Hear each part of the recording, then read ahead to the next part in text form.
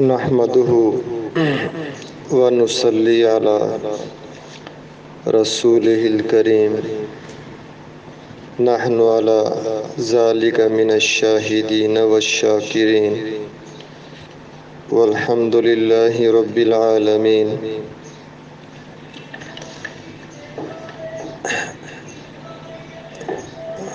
ہمارے ہاں جب بھی کوئی دینی کتاب اس کی ابتدا کی جاتی ہے، شروعات کی جاتی ہے، تو چند کلمات ہیں جو بطور برکت کے پڑھے جاتے ہیں۔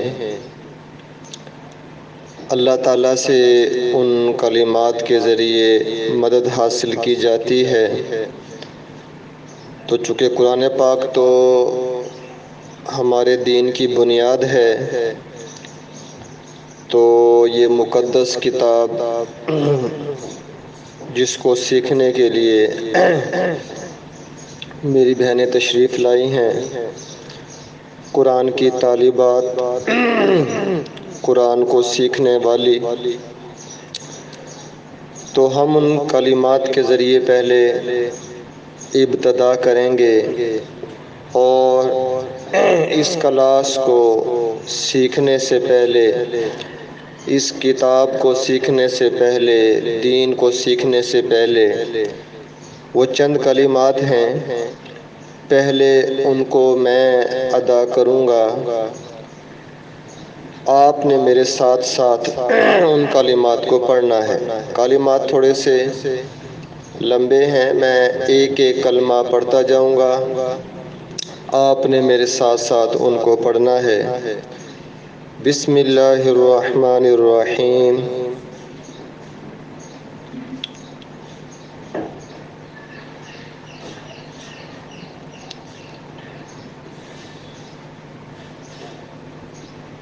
رب اشرح لی صدری ویسر لی امری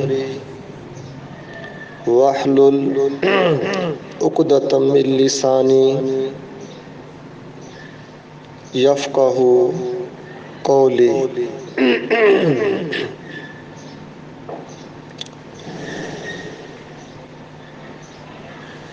اس آیت کا مطلب یہ ہے کہ اے اللہ ہمارے سینوں کو کھول دے اور ہمارے کام کو آسان فرما دے۔ رب اشرح لی صدری، میرے سینے کو کھول دے، ویسر لی امری، اور میرے کام کو آسان کر دے،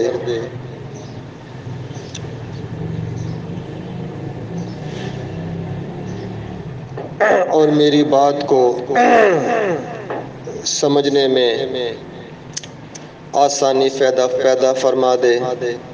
تو میں نے آپ کو اس آیت کا مفہوم بیان کیا ہے، اور ایک دعا پڑھی جاتی ہے، رب زدنی علما، اے رب میرے علم میں اضافہ فرما۔ رب زدنی علما، اے رب میرے علم میں اضافہ فرما۔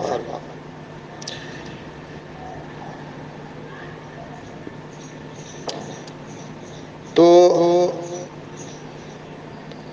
قرآن پاک جس کی ابتدا کر رہے ہیں، یہ قرآن پاک 14 رمضان کو لوح محفوظ سے آسمان دنیا پر اتارا گیا۔ لوح محفوظ 7 آسمانوں کے اوپر ہے۔ ایک ہی مرتبہ میں پورا قرآن پاک لوح محفوظ سے آسمان دنیا پر اتارا گیا۔ یہ جو ہمارا آسمان ہے، اسے آسمان دنیا کہتے ہیں، چونکہ 7 آسمان ہیں، اور جو یہ پہلا آسمان ہمیں نظر آ رہا ہے، اسے آسمان دنیا کہتے ہیں، کہ یہ دنیا کا آسمان ہے۔ اس کے اوپر 6 آسمان اور ہیں۔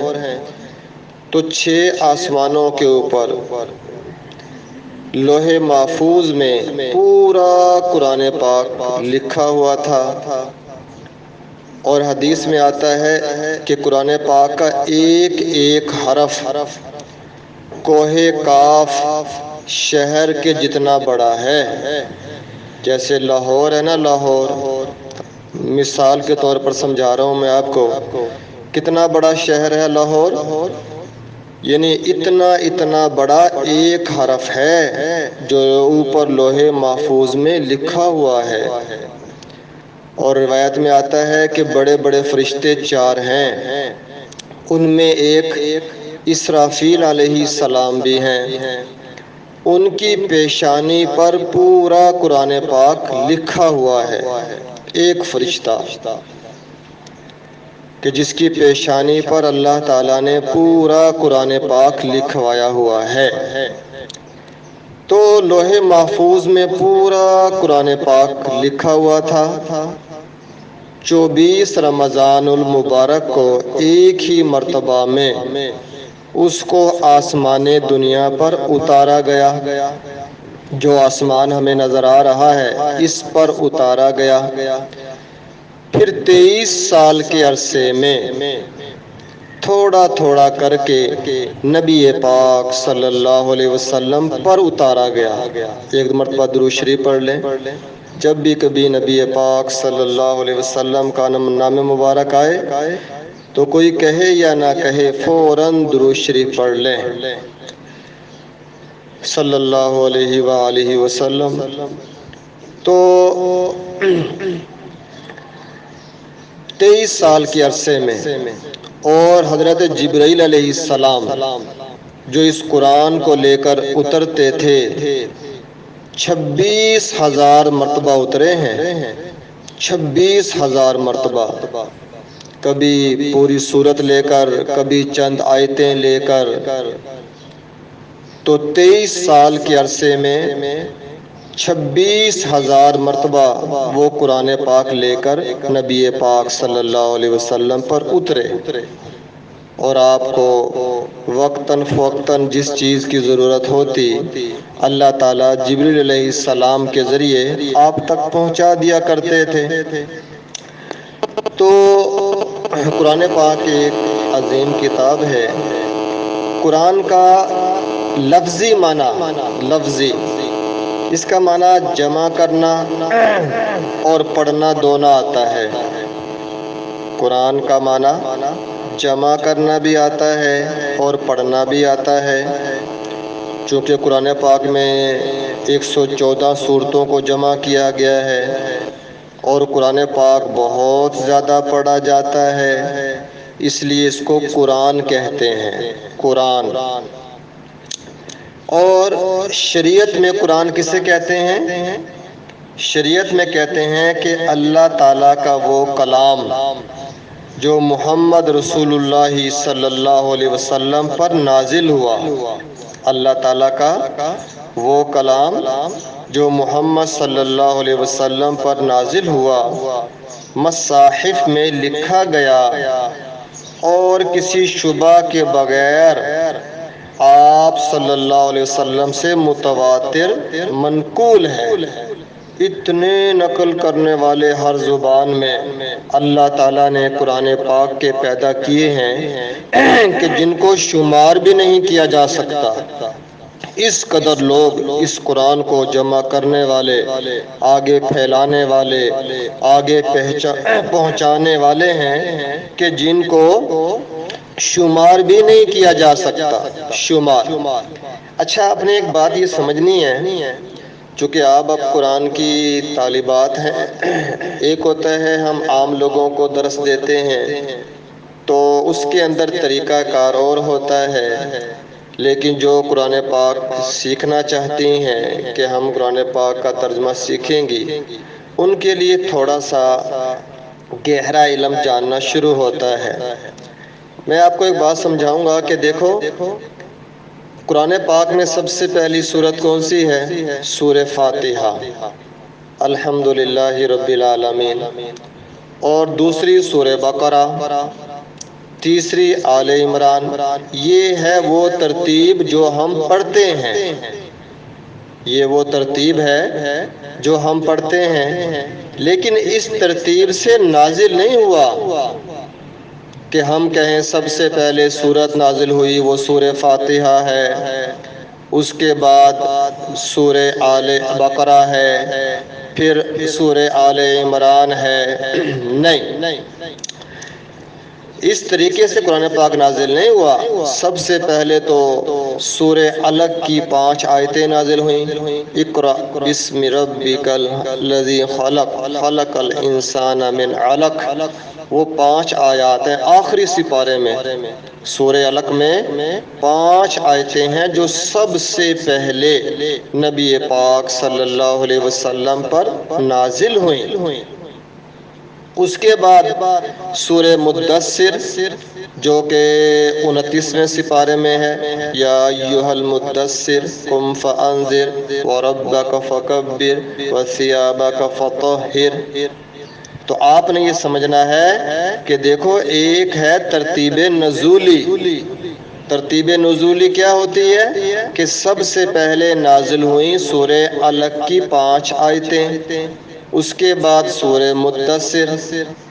یہ سورہ ترتیب نزولی ہے، اور یہ جو ترتیب ہم پڑھ رہے ہیں یہ توقیفی ہے۔ توقیفی یعنی نبی پاک صلی اللہ علیہ وسلم نے اسی طرح صحابہ کرام کو ترتیب سے سمجھایا، تو اترنے کی ترتیب اور ہے، اور ہم جو پڑھتے ہیں اس کی ترتیب اور ہے۔ آپ نے اس بات کو سمجھنا ہے۔ ایک ترتیب نزولی ہے کہ جو نازل ہوئیں وہ سب سے پہلے آخری سپارے کی 5 آیتیں ہیں، اس کے بعد 29ویں سپارے کی صورت ہے۔ یہ ترتیب نزولی ہے، اور ایک جو ہم پڑھ رہے ہیں یہ ترتیب توقیفی ہے کہ یہ نبی پاک صلی اللہ علیہ وسلم نے اسی طرح صحابہ سے فرمایا کہ تم نے قرآن کو اس طرح شروع کرنا ہے کہ پہلے سورہ فاتحہ ہے، پھر سورہ بقرہ ہے، پھر آل عمران ہے، پھر سورہ نساء ہے۔ تو آپ نے اس نقطے کو بھی ذہن میں رکھنا ہے کہ ترتیب نزولی اور ہے، اور ترتیب توقیفی جو ہم پڑھتے ہیں یہ ترتیب اور ہے۔ اس ترتیب سے قرآن نازل نہیں ہوا، بلکہ نازل اور طریقے سے ہوا ہے، اور ہمیں پڑھنے کا حکم نبی پاک صلی اللہ علیہ وسلم نے اور طرح دیا ہے۔ تو قرآن پاک جس کو پڑھنے کے لیے اور پڑھانے کے لیے ہم یہاں پر موجود ہیں، یاد رکھیں کہ یہ قرآن واحد اللہ کی کتاب ہے کہ جو جس طرح اتری اسی طرح ہمارے ہاتھوں میں موجود ہے۔ اس میں تبدیلی نہیں ہے، اس میں تبدیلی نہیں ہے۔ جس طرح جبریل علیہ السلام نے اللہ تعالیٰ سے سنا، نبی پاک صلی اللہ علیہ وسلم کو سنایا، بالکل وہی طریقہ، وہی الفاظ، وہی زیریں زبریں، اسی کے ساتھ یہ ہمارے ہاتھ میں موجود ہے۔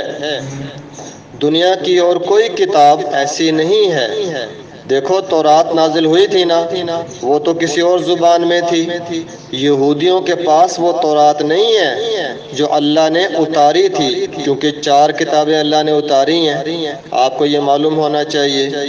ایک تورات ہے، انجیل ہے، زبور ہے، اور قرآن پاک ہے۔ اللہ تعالیٰ نے آسمان سے 4 کتابیں نازل کی ہیں، 4 کتابیں نازل کی ہیں۔ ایک تورات موسیٰ علیہ السلام پر، انجیل عیسیٰ علیہ السلام پر، زبور داؤد علیہ السلام پر، اور قرآن پاک نبی پاک صلی اللہ علیہ وسلم پر۔ اچھا، وہ جو 3 کتابیں ہیں نا، 3 کتابیں موجود ہیں دنیا میں، لیکن وہ اس زبان میں نہیں ہیں جس میں اللہ نے اتاری تھی۔ آپ دیکھ لیں، تورات انگلش میں لکھی ہوئی ہے، انجیل انگلش میں لکھی ہوئی ہے۔ کوئی ان سے پوچھے کہ اصل زبان کہاں ہے، کہیں گے ہمیں نہیں پتا۔ ان کے پاس اصل کتاب نہیں ہے، پاکستان میں وہ اردو میں لکھی ہوئی ہے، ان کو اصلی الفاظ پتہ ہی نہیں ہے کون سے ہیں کون سے نہیں۔ جرمن میں جاؤ گے جرمنی زبان نظر آ جائے گی۔ تو ہر ایک نے اپنی اپنی زبان میں اس کو تبدیل کیا ہوا ہے۔ تو کسی کے پاس بھی آسمانی کتاب جس زبان میں نازل ہوئی وہ نہیں ہے سوائے مسلمانوں کے۔ الحمدللہ قرآن پاکستان میں پڑھا جائے تو بھی وہی ہے، امریکہ میں جاؤ گے تو بھی یہی ہے، برطانیہ میں جاؤ گے تو بھی یہی ہے، چین میں جاؤ گے تو بھی یہی ہے، انڈیا میں جاؤ گے تو بھی یہی ہے۔ جی ہاں، یہ اللہ تعالیٰ نے ہمیں توفیق عطا فرمائی ہے، یہ سچا مذہب ہے۔ اور اس کی ایک دلیل یہ ہے کہ یہ قرآن جس طرح سے نازل ہوا بالکل انہی الفاظ کے ساتھ آج ہمارے ہاتھوں میں موجود ہے۔ اور اگلی بات یہ ہے کہ یہ واحد الہامی کتاب ہے جو لاکھوں انسانوں کو زبانی یاد ہے، لاکھوں انسان، ایک دو کی بات نہیں کر رہا، لاکھوں۔ اسی آپ کے علاقے میں تاج پورہ سکیم میں آپ کو 20 طالب علم ایسے مل جائیں گے جو قرآن پاک کے حافظ ہیں، اور اس کے علاوہ دنیا کی کوئی کتاب، چاہے وہ تورات ہے، انجیل ہے، زبور ہے، ایک بھی حافظ نہیں ملے گا پوری دنیا میں، ایک بھی تورات کا حافظ نہیں، انجیل کا حافظ نہیں، لیکن قرآن کے حافظ لاکھوں نہیں کروڑوں ملیں گے آپ کو، کروڑوں، جو بسم اللہ کی بات سے لے کر الناس کی سین تک زبانی قرآن پاک سنا دیں گے، ایسے ہیں الحمدللہ۔ تو یہ اس کتاب کی سچا ہونے کی علامت ہے۔ اور ایک اس کی خصوصیت یہ بھی ہے کہ یہ واحد کتاب ہے جس میں ایک جملہ بھی انسانی کلام کا نہیں ہے، یہ انسانی کلام نہیں ہے، الحمدللہ رب العالمین، یہ انسان کی کلام نہیں ہے، جبکہ بائبل وغیرہ، تورات وغیرہ وہ تو ساری کی ساری انسانی کلام پر مشتمل ہے، انسانوں نے اپنی زبانوں میں لکھا ہوا ہے، لیکن قرآن پاک کے اندر ایک بھی جملہ انسانی نہیں ہے، یہ کلام اللہ ہے، اللہ کا کلام ہے۔ تو پوری کی پوری قرآن پاک جو ہے ہمارے ہاتھوں میں ہے، یہ پورا کا پورا یہ رب الرب کا کلام ہے، کلام اللہ، اللہ کا کلام ہے۔ اور اس کی ایک خصوصیت یہ ہے کہ یہ کتاب تواتر سے منقول ہے، تواتر سے، اس کے نقل کرنے والے ہر زمانے میں اتنے ہیں کہ ان کو شمار بھی نہیں کر سکتے، ہر زمانے میں لاکھوں حافظ اس کو آگے نقل کرتے آ رہے ہیں، آگے نقل ہوتی چلی جا رہی ہے۔ آج بھی الحمدللہ لاکھوں حفاظ مدارس میں بیٹھ کر زبانی یاد کر رہے ہیں، پھر وہ آگے یاد کرائیں گے، پھر جب تک اللہ چاہے گا اس وقت تک یہ کلام لوگوں کے سینوں میں جو ہے محفوظ رہے گی۔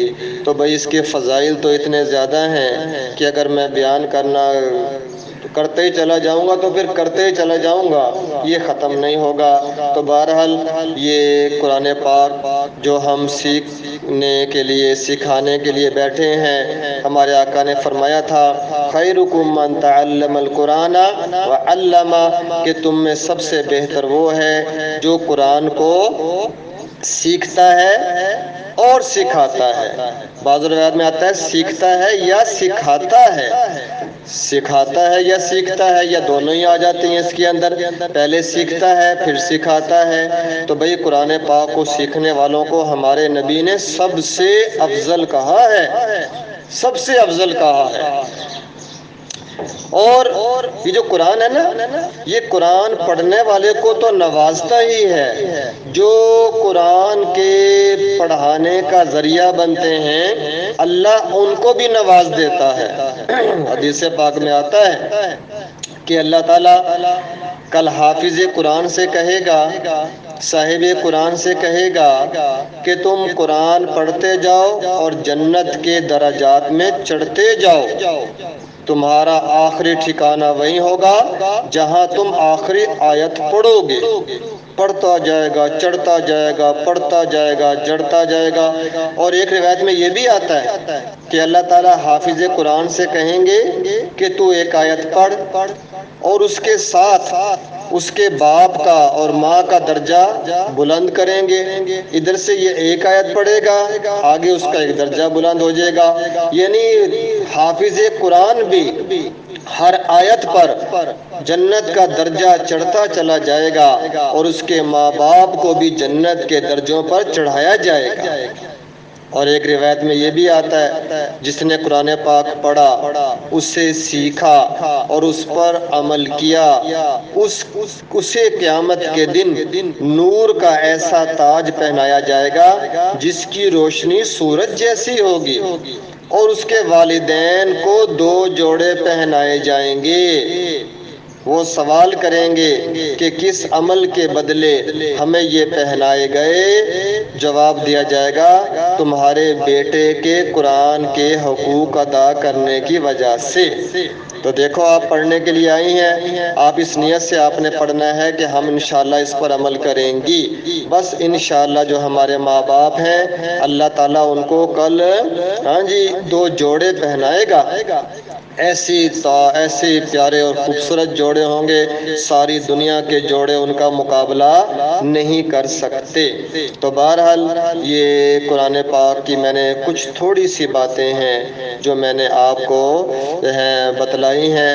ہمیں قرآن کا شوق پیدا ہو، قرآن پاک کا شوق پیدا ہو۔ حدیث پاک میں آتا ہے نا کہ قرآن پاک کا ایک مسئلہ سیکھنے پر 1000 نفل پڑھنے کا ثواب ملتا ہے۔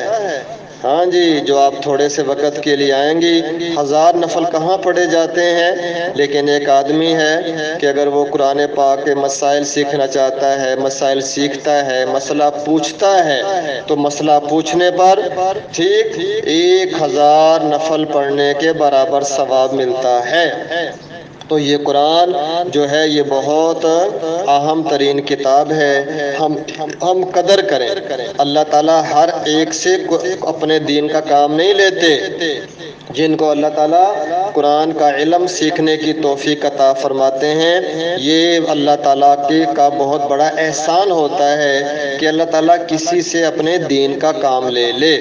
ہاں جی، حضرت ابن عباس رضی اللہ تعالیٰ عنہ جب پیدا ہوئے نا تو نبی پاک صلی اللہ علیہ وسلم کے پاس لائے گئے، چھوٹے سے تھے بالکل۔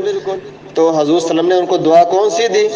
دعا دی اللہم علمہ القرآن، اے اللہ اسے قرآن کا علم عطا فرما۔ دیکھیں ذرا، چھوٹا سا بچہ، 1 دن کا بچہ ہے، اور اللہ کے رسول کیا دعا دے رہے ہیں؟ یہ دعا نہیں دی اس کو مالدار کر دے اللہ اس کو کوٹھیاں بنگلے دے دے، اللہ تعالیٰ اس کو اچھی سواری دے دے۔ نہیں، عظیم ترین دعا دی، کیا؟ اللہم علمہ القرآن، اے اللہ اسے قرآن کا علم عطا فرما۔ دیکھ لیں، آپ کے گھر کا بچہ ہے، حضرت عباس آپ کے چچا تھے، تو اللہ نے ان کو اولاد دی ابن عباس، تو اس وقت آپ نے ان کو یہ دعا دی تھی کہ اے اللہ اس بچے کو قرآن کا علم عطا فرما۔ معلوم ہوا کہ قرآن کا علم بہت عظیم چیز ہے۔ تو اس لیے اب جو آپ کو قرآن پاک کی ابتدا انشاءاللہ ترجمے سے میں آپ کے سامنے کروں گا۔ آج تھوڑا سا آہستہ آہستہ پہلے شروع میں چلیں گے، ابھی شروع میں آہستہ آہستہ چلیں گے، اور میں آپ سے نا وقتاً فوقتاً اس کے بارے پوچھتا بھی رہا کروں گا، تاکہ تھوڑا تھوڑا کر کے پوچھ لیے کریں گے۔ 2-3 رکوع پڑھ لیے، ان کا ٹیسٹ کر لیا، تو گھبرانا نہیں ہے ٹیسٹ سے آپ نے کہ یہ تو سنیں گے ہم تو آتے ہی نہیں ہیں۔ نہیں، یہ بات نہیں ہے، کوئی بات نہیں آئے گا تو یہی ہوگا، زیادہ نہیں آئے گا۔ ہاں، اس کی یہ ہوگا فائدہ کہ آپ کو فکر پیدا ہو جائے گی کہ ہم نے یاد بھی کرنا ہے۔ جب آپ بار بار یاد کریں گی تو آپ کو یہ پختہ ہو جائے گا۔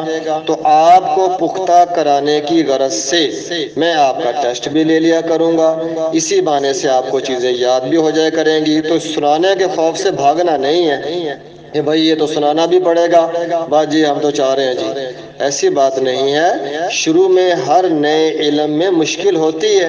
دیکھو نا ابھی ہم لوگ اگر انگلش پڑھنا نہیں جانتے، بولنا نہیں جانتے تو شروع میں مشکل ہوتی ہے، لیکن 2-3 سالوں کے بعد روانگی ہو جاتی ہے۔ کوئی بھی نیا علم، کوئی بھی نئی زبان سیکھنی ہو اس میں مشکلات شروع میں ہوتی ہیں۔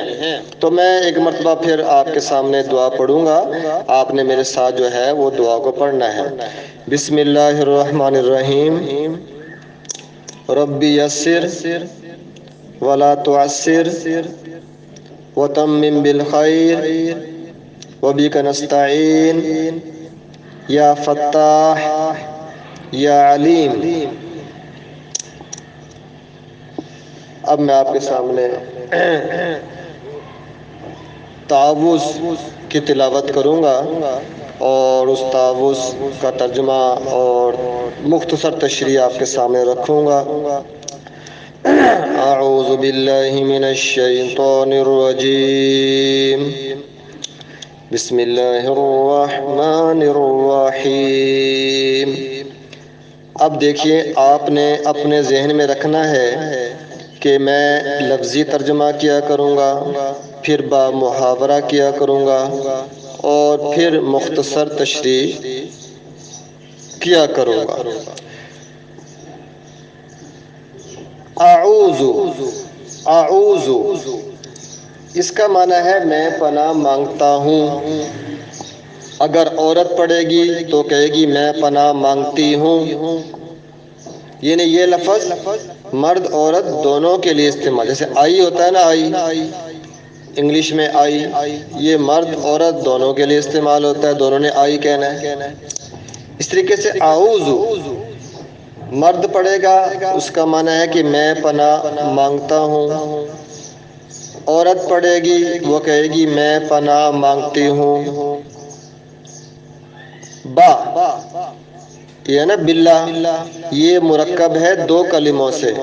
با کا معنی ہوتا ہے ساتھ، اس کے بہت سے معنی آئیں گے، چھوٹی سی با ہوتی ہے، اس کے بہت سے معنی، اس کا معنی ساتھ سے بھی کر دیتے ہیں۔ اللہ، اللہ کا ذاتی نام ہے، اللہ کا نام ایک ہی ہے، وہ کیا ہے؟ اللہ۔ باقی اللہ کے صفاتی نام ہیں، الرحمن، رحیم، القدوس، السلام، یہ سب اللہ کے صفاتی، جیسے ہم کہتے ہیں نا حضرت، حافظ، مولانا، بعد میں اس کا نام لیتے ہیں تو کہتے ہیں نا حافظ، مولانا، قاری، یہ اس کے صفاتی نام ہوتے ہیں، اصل نام تو بعد میں آتا ہے۔ جیسے ایک آدمی کا نام احمد ہو تو ہم کہتے ہیں حضرت، حافظ، قاری، مولانا احمد صاحب، تو احمد تو اس کا اصلی نام ہے، اس سے پہلے سارے نام اس کے ہوتے ہیں صفاتی۔ اسی طرح اللہ، اللہ کا ذاتی نام ہے، باقی تمام نام صفاتی۔ من کا معنی سے، شیطان یہ ہمارا ازلی دشمن ہے، ازلی بھی اور ابدی بھی، پہلا بھی اور آخری بھی۔ شیطان کا اصل نام ابلیس تھا، اس کا اصل نام ابلیس تھا، ابلیس۔ جب مردود ہوا تو پھر اس کا نام شیطان پڑ گیا۔ رجیم، مردود، رجیم، مردود، یہ تھا لفظی ترجمہ۔ اعوذ میں پناہ مانگتا ہوں، عورت کہے گی میں پناہ مانگتی ہوں، با کا مطلب ساتھ، کبھی سے بھی کر دیتے ہیں آسانی کے لیے۔ اللہ، اللہ کا ذاتی نام، من سے، شیطان، ابلیس کا، اس کا نام ابلیس تھا۔ رجیم، مردود۔ اب دیکھیں ترجمہ با محاورہ۔ اعوذ باللہ من الشیطان الرجیم، میں پناہ مانگتا ہوں اللہ کی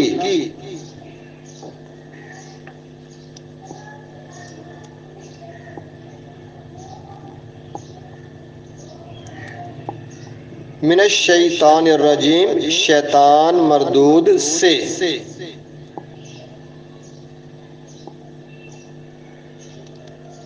یہاں پر جو با کا معنی میں نے ترجمے میں کو کیا ہے، یہ زیادہ بہتر ہے۔ یعنی اگر ہم کہیں کہ میں پناہ مانگتا ہوں اللہ کے نام کے ساتھ شیطان مردود سے، تو ساتھ کر لیں گے۔ یہاں کہہ لیں معنی کر لیں کو کا، زیادہ بہتر رہے گا۔ با کا معنی کو کر لیں، کی کر لیں، کا کو کی کوئی بھی کر لیں۔ میں پناہ مانگتا ہوں اللہ کی شیطان مردود سے، تو یہاں با کا معنی کی کر لیں۔ میں پناہ مانگتا ہوں اللہ کی شیطان مردود سے۔ تو یہ ترجمہ ہو گیا با محاورہ، پہلے لفظی ہو گیا، اب با محاورہ۔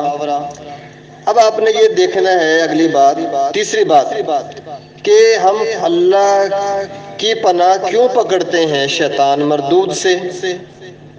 پہلی بات لفظی ترجمہ، با محاورہ۔ اب یہ ہے کہ ہم اسے تعوذ کہتے ہیں، اعوذ کو تعوذ کہتے ہیں۔ تعوذ، بھئی تعوذ پڑھ لو، یعنی اعوذ باللہ من الشیطان الرجیم پڑھ لو، بھئی تعوذ پڑھ لو، اس کا نام تعوذ ہوتا ہے۔ اعوذ باللہ من الشیطان الرجیم کا معنی اس کو تعوذ کہتے ہیں۔ یہ کیوں پڑھتے ہیں؟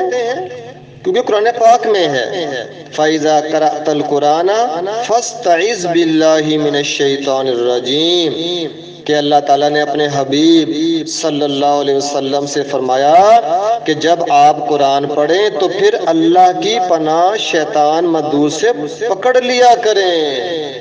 تو اللہ تعالیٰ نے ہمارے نبی صلی اللہ علیہ وسلم کو یہ حکم دیا تھا کہ آپ نے جب بھی قرآن پڑھنا ہے تو اس وقت یہ اعوذ باللہ پڑھنا ہے۔ اس لیے ہم قرآن کے شروع میں اعوذ باللہ پڑھتے ہیں۔ کوئی آپ سے پوچھ سکتا ہے کہ بھئی کیا بات ہے قرآن پاک کے شروع میں یہ اعوذ باللہ کیوں پڑھتے ہیں؟ تو آپ نے جواب دینا ہے کیونکہ قرآن پاک میں ہی ہے کہ اللہ تعالیٰ نے نبی پاک صلی اللہ علیہ وسلم سے فرمایا تھا کہ جب بھی آپ قرآن پڑھیں تو پھر اللہ کی پناہ پکڑ لیں شیطان مردود سے۔ ہم اس لیے پڑھتے ہیں۔ اور اس کی حکمت کیا ہے؟ حکمت کیا ہے؟ حکمت یہ ہے کہ شیطان ہمارا دشمن ہے۔ جب بھی نماز پڑھنے آئیں گے شیطان تنگ کرے گا۔ جو وضو کرنے آتے ہیں تو اس کا شیطان اور ہے، نماز پڑھنا شروع کریں گے اس کا شیطان اور ہے، قرآن پاک پڑھنا شروع کریں گے شیطان پھر آ جائے گا۔ کیوں آئے گا؟ تاکہ ہم لوگ قرآن پاک کو صحیح سمجھ نہ سکیں، ہماری توجہ کو خراب کرنے کی کوشش کرے گا۔ اس لیے فرمایا کہ تم اللہ کی پناہ پکڑ لو تاکہ وہ اپنے حملے میں کامیاب نہ ہو سکے۔ تو ہم قرآن پاک شروع کرنے سے پہلے تعوذ کیوں پڑھتے ہیں؟ کیونکہ قرآن پاک میں اس کا حکم ہے۔ اور اس کی حکمت کیا ہے؟ تاکہ شیطان ہمارے ثواب کو ضائع نہ کر دے۔ اس لیے ہم قرآن پاک شروع کرنے سے پہلے تعوذ پڑھتے ہیں۔ تو آج کا سبق اتنا ہی کر لیتے ہیں۔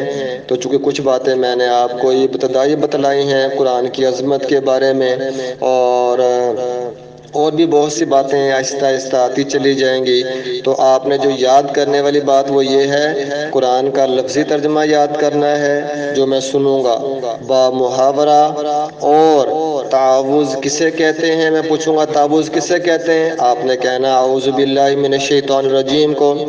پھر پوچھا جائے گا یہ تعوذ کیوں پڑھتے ہیں، تو آپ نے بتلا دینا ہے کیونکہ قرآن پاک میں اللہ نے حکم دیا ہے۔ اس کی حکمت کیا ہے؟ تاکہ شیطان کے حملے سے محفوظ رہیں کہ وہ سر توڑ کوشش کرتا ہے کسی طریقے سے قرآن پڑھنے والوں کو بھی اللہ سے قرآن پڑھنے کے دوران دور کیا جا سکے۔ اللہ تعالی ہم سب کو عمل کی توفیق عطا فرمائے۔ دعا چھوٹی سی کر لیتے ہیں۔ الحمدللہ رب العالمین الرحمن الرحیم مالک یوم الدین، اللہم صلی علی سید الانبیاء۔